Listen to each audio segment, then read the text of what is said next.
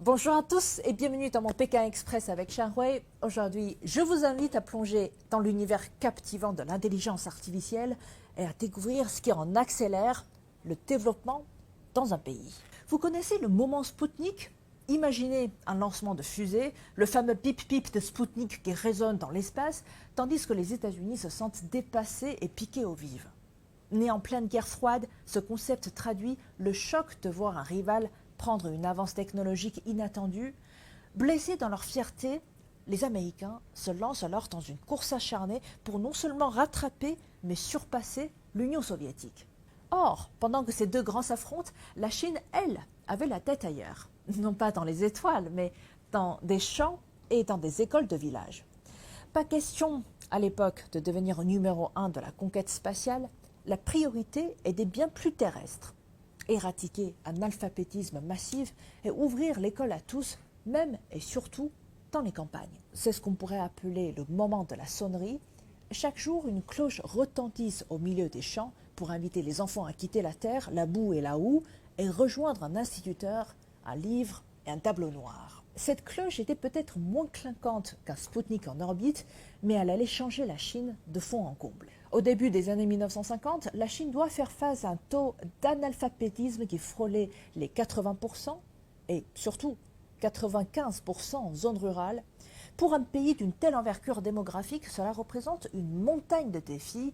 Comment assurer la modernisation si une écrasante majorité de la population ne sait ni lire ni écrire? La réponse est radicale. Des centaines de milliers d'écoles primaires et secondaires sont construites dans tous les recoins du pays et à la fin du premier plan quinquennal en 1957, le bilan est impressionnant. L'objectif est clair, faire reculer l'analphabétisme coûte que coûte. Cette politique s'est plus tard concrétisée par la loi de 1986, instaurant la scolarité obligatoire de 9 ans pour chaque enfant, où qu'il soit né.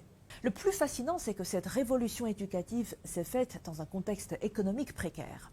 La Chine des années 1980 et 1990, avec un PIB par habitant dérisoire, à l'époque c'était quelques centaines de dollars seulement, a pourtant fait de l'éducation un pilier. Et je me rappelle qu'à l'époque, le slogan était « Même pauvre, on ne néglige pas l'éducation ». Et là, ce n'était pas un vain mot. Résultat, dès les années 2000, la Chine affiche des taux de scolarisation en primaire supérieurs à ceux des États-Unis. Pourtant, à l'époque, leader mondial dans bien des domaines.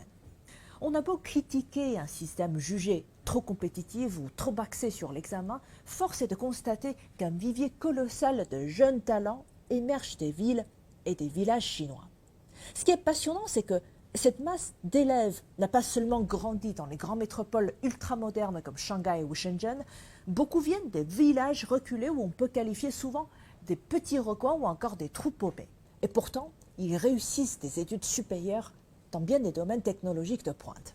Prenons l'exemple de Liang Wenfeng, personne à l'initiative du DeepSeek, né dans un village de Guangdong, qui étudiait en aidant sa famille au champ, puis il devient en 2002 la fierté de son comté en étant admis dans une grande université. Certes, c'est une histoire parmi tant d'autres, mais elle symbolise ce phénomène de petits génies dans la campagne qui accèdent aux meilleures facs et plus tard aux centres de recherche et aux grandes entreprises de haute technologie. Aujourd'hui, quand on parle de moment Spoutnik, on l'applique de plus en plus à l'intelligence artificielle. Les Américains redoutent qu'un jour, un rival leur pique la couronne dans ce domaine considéré comme la prochaine révolution industrielle. Alors, on sort les grands moyens, supercalculateurs, centres de données géants, GPU hors de prix. L'idée est de construire aux États-Unis une véritable forteresse autour de l'intelligence artificielle. Quiconque veut s'y aventurer doit payer son écote en billets verts pour obtenir l'aval des géants américains du secteur. Le but est de faire de l'intelligence artificielle une arme magique, un atout stratégique qui maintient la domination américaine sur le monde. Mais qu'est-ce qui se passe si de l'autre côté du Pacifique, un pays profite de son immense réservoir de talents formés dès l'école primaire pour développer des algorithmes tout aussi performants? Mieux, qu'est-ce qui se passe si ces talents parviennent, grâce à des optimisations mathématiques poussées, à réduire drastiquement la dépendance aux GPU hors de prix? Et c'est ce qui semble arriver avec des startups comme DeepSeek en Chine, capables de rivaliser avec les grands groupes de la Silicon Valley, non pas en empilant des cartes graphiques, mais en optimisant la structure même de leur modèle de l'intelligence artificielle. La plupart des gens voient dans cette avancée chinoise un jeu purement technologique. On compare la taille des modèles, la puissance des calculs et aussi le prix du matériel. Mais il y a un facteur bien plus fondamental, la démographie scientifique et la qualité de l'instruction.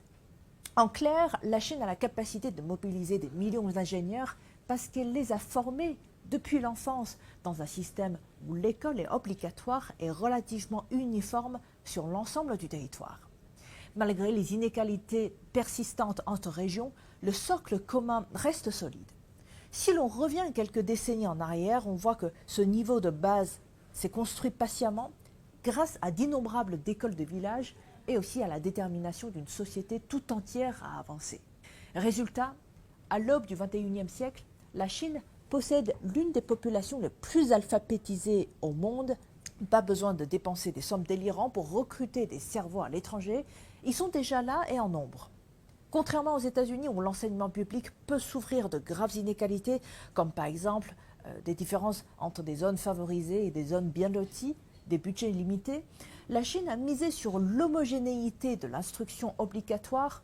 Les enfants, quelles que soient leurs origines, sont censés d'apprendre les mêmes connaissances fondamentales et aussi de passer des examens exigeants. On pense notamment par exemple à Gaokao, l'équivalent chinois du baccalauréat, réputé particulièrement corsé. Et bien sûr, ce système est critiqué pour son intensité et sa compétitivité, mais d'un autre côté, il repose sur une forme de mérite assez générale. Si vous avez la capacité, vous pouvez monter. De cette masse est née une véritable force de frappe en recherche et en développement. Quand on lui ajoute un écosystème industriel grandissant, on obtient une équation explosive pour la révolution de l'intelligence artificielle. Dans le débat sur l'intelligence artificielle, on parle souvent des serveurs, des modèles linguistiques. On oublie souvent que derrière, il y a surtout des humains, des programmeurs, des mathématiciens, des linguistiques, des ingénieurs, des managers. Et c'est là où la Chine tire son atout, disposer d'une foule d'experts issus d'un très large vivier rénové chaque année. Et pendant ce temps, aux États-Unis, on observe un phénomène assez inquiétant, le focus sur la finance et les services. Ce sont des secteurs qui sont moins gourmands en main-d'œuvre qualifiée.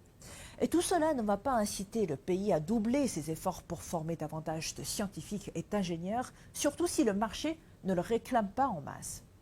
Ce qui est fascinant, c'est que la Chine a commencé par un besoin simple et vital, alphabétiser et instruire une population nombreuse, souvent rurale. Des petits écoliers souvent vers une salle de classe, on passe aujourd'hui des petits génies courant vers des laboratoires de deep learning. Alors, est-ce qu'on assiste à un énième moment Spoutnik où les Américains soudain se réveillent en sursaut en découvrant qu'une puissance rivale a pris de l'avance? Peut-être. Mais la grande différence est que cette fois-ci, le moteur de la rivalité ne se limite pas à quelques percées spectaculaires, un satellite, une fusée. Aujourd'hui, on parle d'un réservoir presque inépuisable de talents nourris par une politique de scolarisation de masse. Tant que la Chine cultivera son océan de cerveaux, elle aura un avantage structurel, plus de gens formés, plus de chercheurs, plus d'ingénieurs et plus de start-up capables d'innover et d'optimiser. Aux yeux des Américains, la puissance financière peut faire l'illusion. On a créé des forteresses de l'intelligence artificielle, on investit dans des usines de semi-conducteurs, on limite l'exportation des GPU, voire des puces performantes. Mais si en face, on améliore radicalement l'algorithme, l'optimisation, les mathématiques pures, alors que le besoin de puissance brute diminue et la barrière devient moins infranchissable. Et cette compétence, l'optimisation algorithmique, la recherche et développement en l'intelligence artificielle vient aussi et surtout de l'éducation. On a besoin de milliers de cerveaux capables de travailler la théorie, de tester des hypothèses, de créer des nouveaux schémas. En fin de compte, la clé de la réussite chinoise dans l'intelligence artificielle ne tient pas seulement à l'ambition ou au marché, ni même à la politique industrielle, mais d'abord à l'effort massif et continu pour éduquer sa population.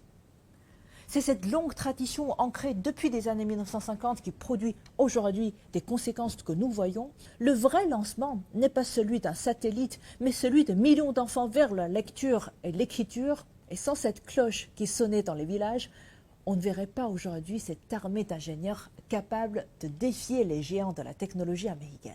Et peut-être que la recette secrète de la Chine n'est pas si secrète. Il s'agit tout simplement de croire que la connaissance est un droit pour tous et que cela vaut la peine de dépenser, voire de se sacrifier pour le concrétiser. C'est là une grande leçon. La grande bataille de demain ne sera pas seulement la quantité de GPU ou la taille de modèles de langue, mais surtout la profondeur des viviers humains, la masse critique de scientifiques formés. Et de ce point de vue, la Chine, avec son histoire du moment de sonnerie, a démontré qu'elle sait investir sur de très long termes. Et voilà, c'est la fin de cet épisode de mon Pékin Express avec Xianghui. J'espère que cela vous a plu. Je vous dis à la prochaine.